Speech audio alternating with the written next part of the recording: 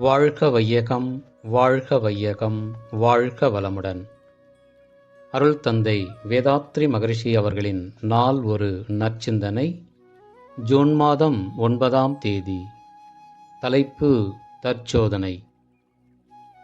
எண்ணம், சொல், செயல் என்ற 3 பிரிவுக்குள் மனிதன் ஆற்றும் செயல்கள் அனைத்தும் அடங்கும். புலன் கவர்ச்சியில் சிக்கி நிற்கும்போது விளைவறியாமல் எண்ணுதலும் பேசுதலும் செயல் புரிதலும் இயல்பு. இவை பழக்கத்தால் திரும்ப திரும்ப எழுச்சி பெற்று இயங்கும்.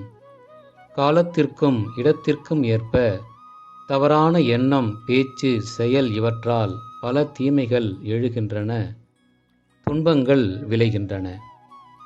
தன்னிடமிருந்து அவ்வப்போது எழும் எண்ணம், சொல், செயல் இவற்றை ஆராய்ந்து தவறானவற்றை முதலில் கண்டுபிடிக்க வேண்டும். பிறகு தவறுகளை திருத்தி நலம் தரும் முறையிலே எண்ணம், சொல், செயல்களை ஒழுங்குபடுத்த வேண்டும். இதற்கான உளப்பயிற்சியே தற்சோதனையாகும். முதலில் எண்ணங்களை திருத்தி அமைக்க 1 வாரம் ஒதுக்கிக் கொள்ளுங்கள்.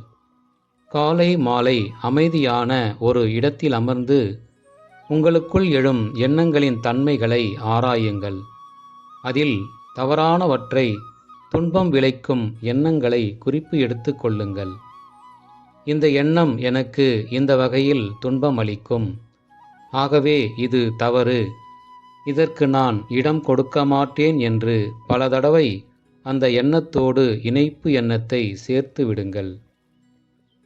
இதுபோன்றே அடுத்த வாரம் சொற்களை பற்றி ஆராயுங்கள்.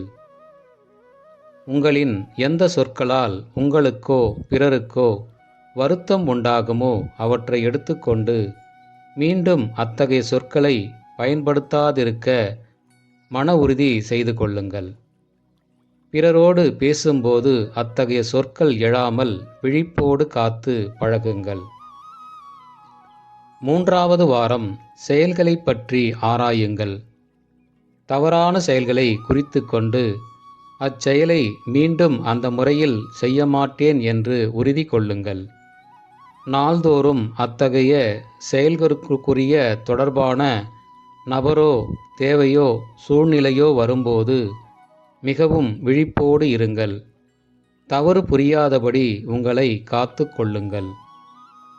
இவ்வாறு உங்களை நீங்களே தற்சோதனை என்ற புடத்திலிட்டு உங்களுக்கு தெளிவாகத் தெரியும் அழுக்குகளை நீக்கிக் கொள்ளுங்கள்.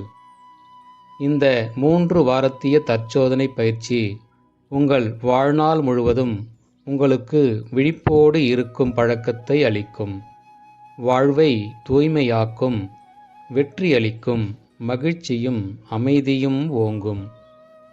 அருள் தந்தை அவர்கள் வாழ்க வளமுடன்.